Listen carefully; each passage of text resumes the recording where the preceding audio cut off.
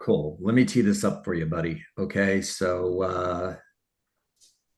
Welcome to Survive to Thrive, everybody. Happy Tuesday. We are super excited to have Connor Meehan taking the spotlight today. And we're all looking forward to hearing your story, Connor. I've set up uh, you can share your screen. I'm just going to ask you one simple question, and then I want you to just take over from there. So, Connor, I've been hearing a lot about you, and the first person to introduce you to me was Rich Tomasini, and he's like, you got to meet this guy. He's absolutely amazing. He comes from an amazing family. We're going to get into business with him, and because I have so much respect for Rich Tomasini, my response was 100%, let's do it. And now that I've got to know you personally, I'm just so impressed with you. And I think it was last week in one of our Survive to Thrive calls. It might have been Brian Copeland. Maybe I'm getting my story wrong here, but I think it was Brian who said, I want to hear Connor's story. I thought, what a great idea. So, Connor, we're all here today to hear your story. And if you would, uh, just take over. Absolutely. And before I get started, just a big shout out to you and Rich because y'all have been so kind to me to, allow me to work through this stuff. I've been dealing with some health problems and y'all have been helping me along the way. And, like I said, everyone I've met has been very kind as well. But so thank you to y'all, first of all. But yeah, so my story has been a little bit unorthodox. To tell the whole story, it would probably take hours, but I can summarize it in probably about 5 minutes. So, I grew up normal kid, just playing sports and doing all that. But when I turned 18, I'm currently 23, but when I turned 18 in 2020 at the end of my basketball season, I got mono, strep, and Lyme disease at the same time. And on top of that, I got Ehrlichia, Babesia, anaplasmosis, mycoplasma. I got 12 different infections at once. And long story short, my immune system completely collapsed. Things started leaking into my brain. And within about a year and a half, I lost 70 pounds. I could hardly walk. I was fighting for my life. I was losing my memory. Could hardly string sentences together sometimes. So a complete 180, crazy journey. The treatment that really started to turn everything around back in 2022. I've been doing nonstop treatment for probably 4.5 years, but the main thing that turned everything around when it was kind of do or die, we flew out to a German hospital for uh, 5 weeks. And just an example of one of the treatments I did when we first got there, I did a hyperthermia treatment. So essentially, they heated me up to 107-degree fever and held me there for 4 hours and pumped me with antibiotics and all these different things. And, one of the big things about that is when you come out of it, you're all the die-off from all this diseases is horrible. So I was running 104-degree fevers daily, throwing up 10, 15, 20 times daily, or throwing up whatever I had left. You can only throw up so much, but and then I did that same treatment the next week. I did 3 more weeks of treatment, and then that slowly, because before I was just getting worse and worse and worse. So while I was still very sick, that started to reverse everything. And I have some pictures of this I can show you in a little. And then about a year after that, in mid 2023, that's when I say I finally became human again in a way because I could finally, I know this sounds so simple, but I could finally shower again. I could finally go to the grocery store again. I could finally do the dishes again. And, I know it sounds so mundane. It sounds so simple. It's like, how could this guy finally shower again? How is that a celebration? But just, I was so far gone. Like I said, when I show some pictures, it might make some more sense.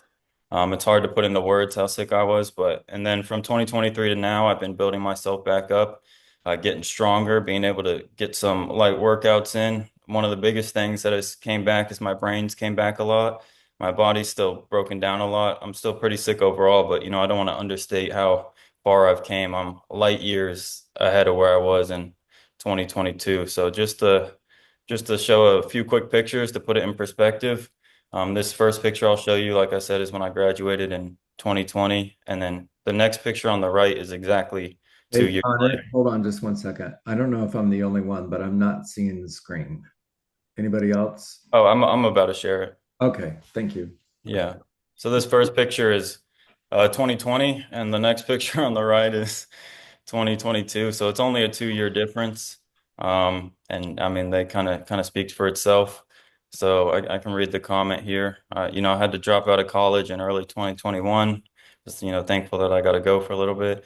By early 2022, I had lost 70 pounds down to 115 pounds. At this point, I was in a constant flu-like state. I could hardly walk. I was losing my memory.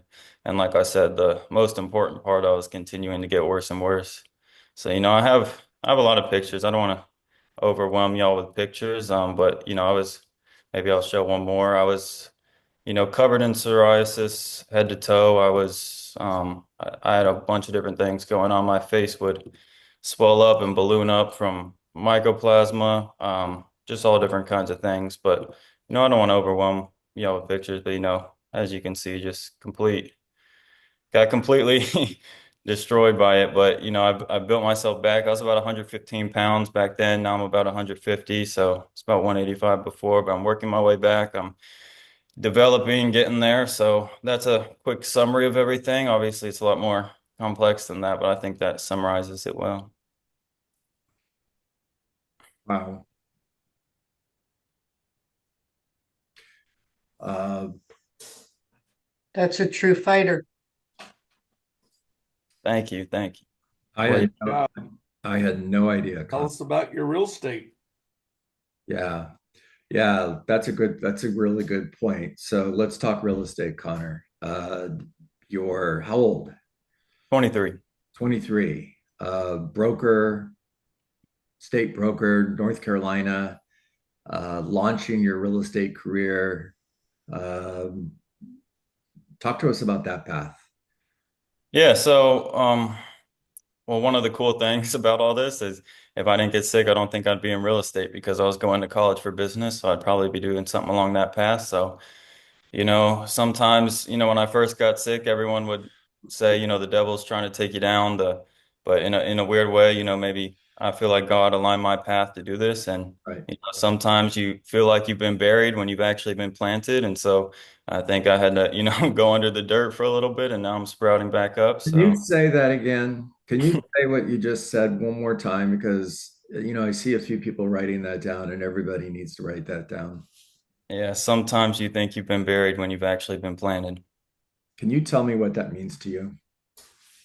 You know, when you're in the fire, and I'm sure a lot of people on this call can relate, when life hits you, kind of what that Rocky was at the beginning, it's hard to process all the suffering, and it's easy to feel like life's coming after you and you're kind of just stuck under the ground and you feel like you've been buried alive and you feel like you can't bounce back. But, whenever you plant a seed, you first have to stick it under the dirt and put it in total darkness. And so next time you feel like you've been, or if you currently are right now, feeling like, life's just hitting you and you're completely buried, that's the first step to sprouting up. And the longer you're underground, the stronger your roots will build and the stronger you will grow and the bigger of a better foundation you will have. So, I think it's a big testament to life.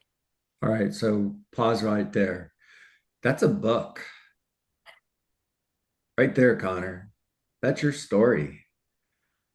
You need to start writing this down and tell your story. I mean, how many times have you heard me share that adversity is preparation for greatness? That we're all either in adversity, coming out of adversity, or going back into adversity. And if you find yourself in a place where things are good, been my life for last year plus, things are good.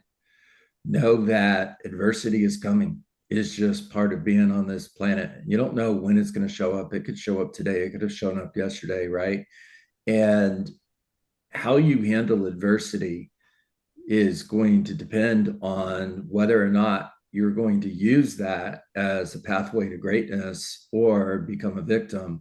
And I'm not hearing any victim talk from you whatsoever. Was there ever a point where you asked, why me?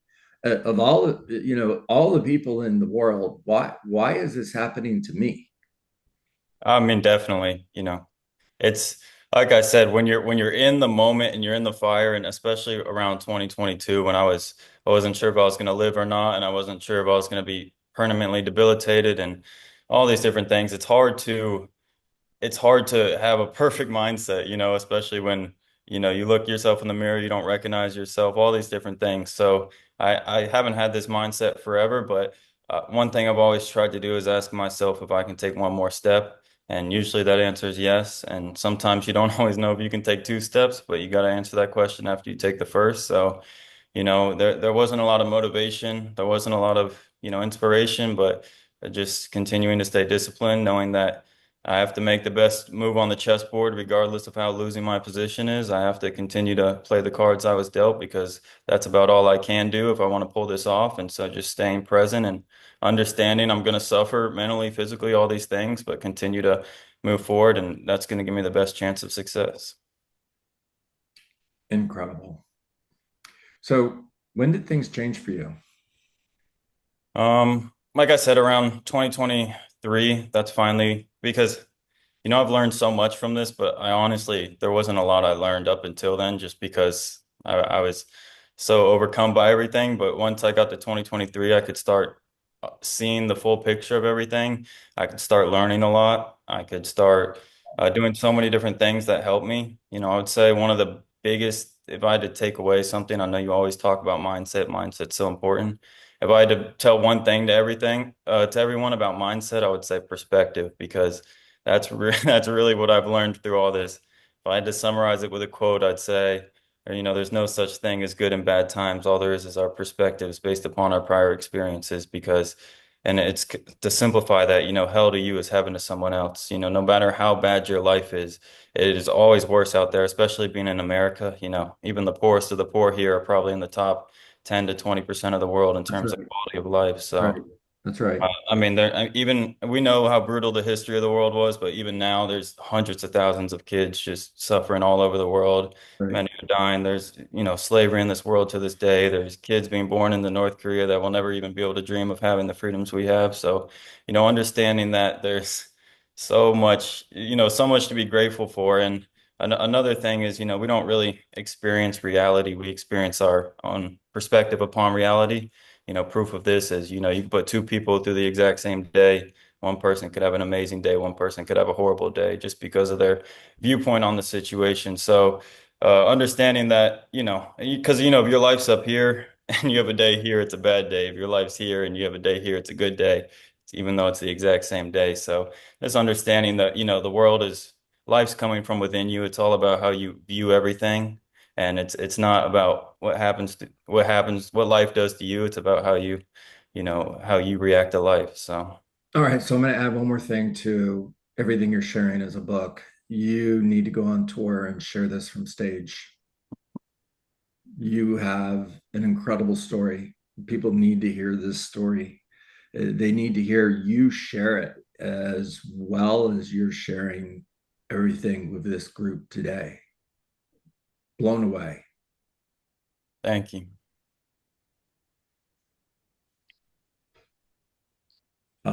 Rich Tomasini, can I ask you a question? Absolutely. Why the heck did you not tell me this sooner? You know, I would not do Connor any justice if I told his story for him. Some of the background that you guys probably should also take into consideration is that Connor comes from a remarkable family. This is the product of great parenting. Mhm. And that's not to strip Connor of his character and his own mind, because I've talked to Connor's dad, Mike, for years, and he always had Connor as an outlier in the family. He doesn't think or behave in the way that the environment has led him to become this way, but he does have the values and the perspective and the fortitude and the indomitable spirit. And, have you guys ever run across a very old person that was not wise? It's weird, right? It's also weird to run across a very young person who's just far ahead in wisdom. So that's why it's so shocking when you hear him talk. But yeah, so like the best thing I can do for Connor, from my perspective, is to create an environment where he's around people that are in front of him in the trail. And honestly, who doesn't believe John's the best candidate for mentorship, right? I mean, this is where I chose to send him. this is a very valuable person going to a very valuable person. So anyway, thank you for your story, Connor. I'm really kind of moved by that. Um, by the way, last bit, and I'll turn it over to Brian. I was um I was thinking when I got on this call, because I normally don't get on this call. This is John's call. I just try to drive traffic here because of the value that he gives. And I don't want to speak on calls like this because this is John's call, even though I'm happy to speak right now for a second. But like one of the things that makes me so inspired is like 75 people involved in personal development, led by somebody who does this out of the essence of giving back. Like a call like this is unusual. Feels usual. It's casual. Like, it starts even with bad patterns in your personal life. You can, if it feels familiar, it feels safe. If it feels safe, it feels attractive. If it feels attractive, then it becomes repeated. That could be a bad circuit that you run through in your mind, but it also can camouflage some of the best things in life, which is a call like this. This feels like safe and attractive, and it becomes repeated and it's a habit, but it's still remarkable. It's remarkable somebody gets up at 9 in the morning, sources themselves with thousands of pages of information, and then interprets and shepherds other people around them to be great, even potentially greater than he is. So I love a call like this. I'm just honored to be on it. So thank you. Thanks for calling on me, John. Thanks, Rich. By the way, everybody, raise your hand if you have a question for Connor. Brian Copeland, coming to you first.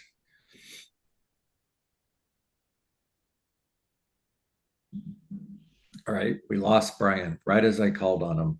Oh, sorry. I was saying There you that this is incredibly inspiring, and it makes us all fear a lot less in life, Oh, you know? Because we all have it so good. I mean, I personally have never been through anything that close to what he's been through.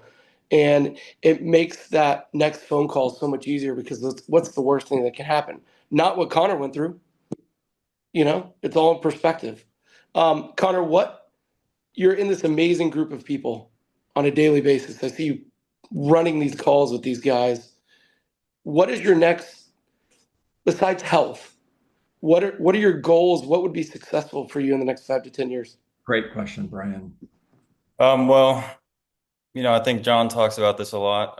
If you go out there and you chase money, you're going to be always chasing. So a big thing is upgrading yourself and allowing things to attract you. So I know you say besides health, but without my health, even if I had tens of millions of dollars, I wouldn't feel successful because it's kind of, they say you have a million problems when you're healthy, and once you get sick, you only have one problem. So it's one thing that is, more than anything, it's super important to me. But on top of that, there's so many different aspects of life that I want to achieve. I want to get back in shape. I want to, start training some martial arts. I want to continue to learn about real estate. I mentioned to them I just finished post-licensing, or I'm doing post-licensing right now. I still don't know much about buying and selling homes, so I have a lot of work to do on that area. So I'm going to work with Nakia and do some shadowing and things like that. But successful to me, it's just about,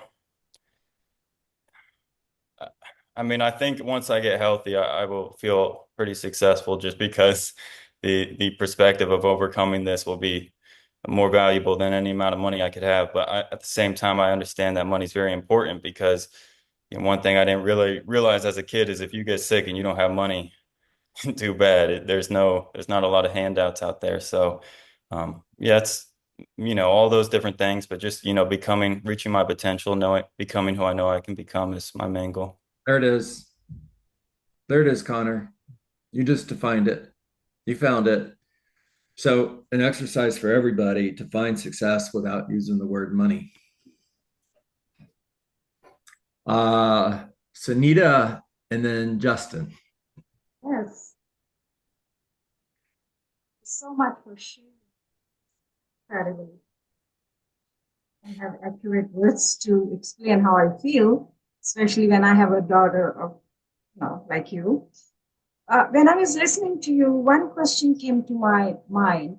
As a mom, parent, when we have difficult time, it's our kids' love which pushes us to, right? to do things which we don't want to do. But you, as a young child, in that darkest moment when everything seemed lost, what was the one thought or feeling that made you hold on and keep going on? I was wondering, what was that? Good question.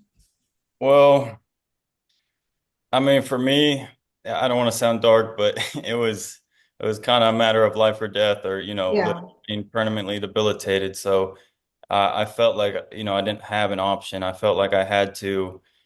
I felt like if I gave up, it was over. So I I think a good way to answer your question though would be that a lot of people rely on motivation. And if they don't feel motivated, they don't do it. And so instead of looking for motivation, I think you need to find discipline, because discipline always beats motivation. The person who works out whenever they're motivated is rarely going to be in shape, and the person who works out when they're disciplined and eats right will always be in shape. So becoming disciplined, and discipline is not it's not the Rocky cut scene where he's running up the stairs and the music playing. It's not pretty, it's not fun. But I think one great way to build discipline is like you talked about with your children. Good exercise to help them build discipline is to have them start attacking some of these irrational fears, like Brian mentioned, cold calling or public speaking, or these different fears that people have. Is uh, the mind was developed to allow us to anticipate all different kinds of fears. And but now in this modern world of comfort, we have a lot of irrational fears because the brain is constantly thinking of threats that don't necessarily exist. So we're afraid of a lot of things that don't actually harm us, that actually hold us back. So if you go through and you write down this list of fears and you say, okay, if I overcome these, I will actually be better, and start realizing that there's no threat behind them, and that if you can get past them, you can actually unlock your potential. And so I think that's a good start to that. Wow. Yes, Good. very well said. Good. Motivation can die, but discipline keeps you. Yeah. Yes. Connor, so Colleen Martins wrote in the chat, and I 100% agree with what she's saying here, by the way. And what you just said, what you just shared with us is just confirming that I'm right. You need to do this. So thanks for sharing your story, Connor. You're so inspiring. I hope you get to speak to high school students about your testimony. I agree. As a mom of teenagers, they need your story. They need to borrow your faith. Borrow your faith. I love that. Everybody write that down. Super proud of you. By the way, this is recorded. It will be on YouTube. So guys, please share it with your children.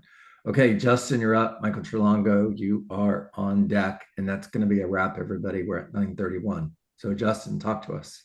Yeah, just real quick, Connor. My question is, what do you feel like you've gained from this experience? So I've gained many things. I think the true rewards, like I said, will come when I'm healthy, but already I can see so many different benefits from this.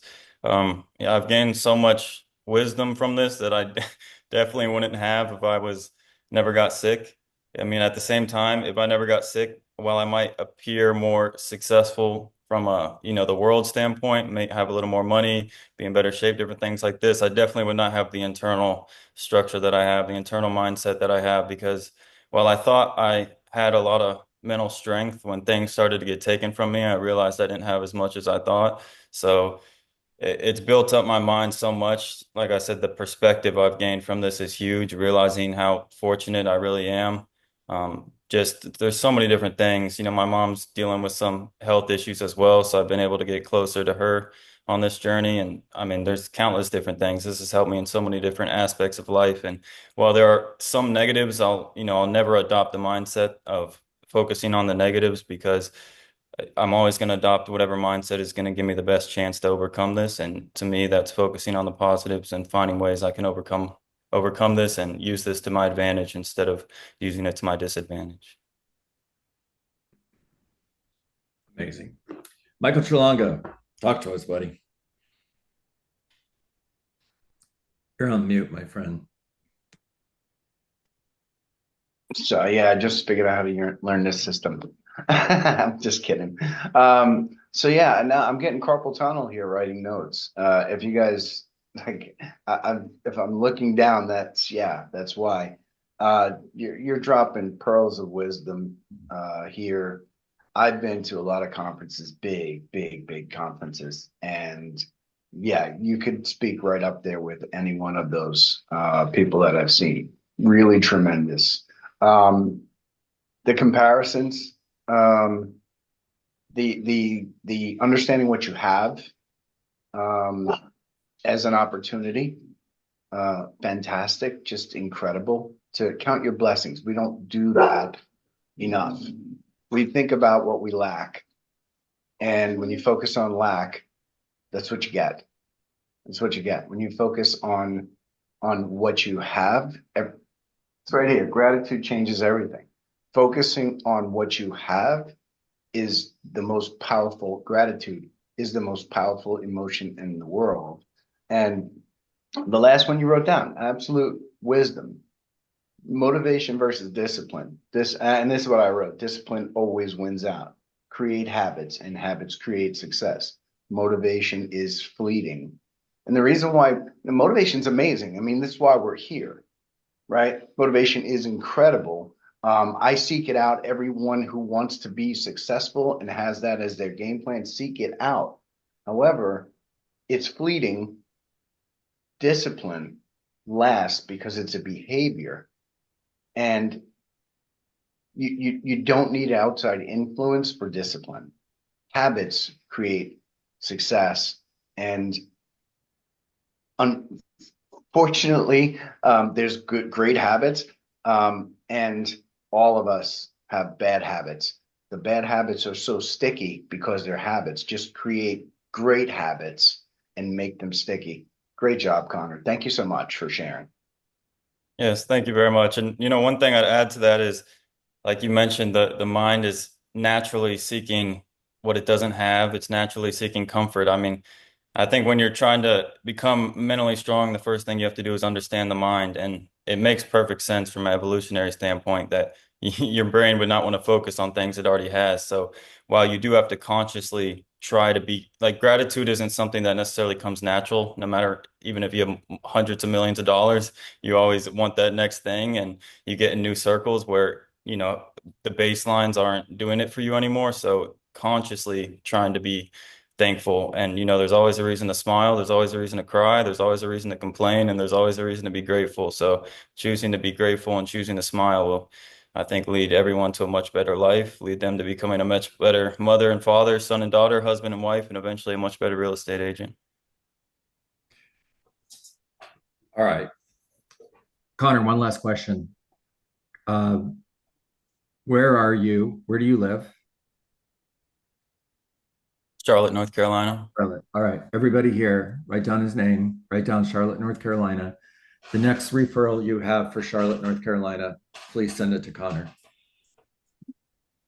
Yes, thank you.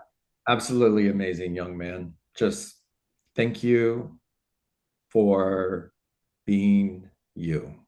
Wise beyond your age, my son. Thank you very much. Thank you. Very nice. Thank you to all y'all on this call as well. I've only met a few of y'all, but everyone I've met has been super nice and super welcoming and opening to helping me grow and helping everyone else grow as well. So thank you to Rich and John again, and just thank you to everyone for listening. What agency are you with, Connor? EXP. Oh, wonderful. Be easy to find. Yeah. Make it a great day, everybody. Absolutely amazing. Thank you, Connor. Thanks for doing this. Thanks, Connor. Awesome. Way to go. Thank Have a you. wonderful day, everybody. Thank you, Connor. Have a good day, everyone. Very motivating.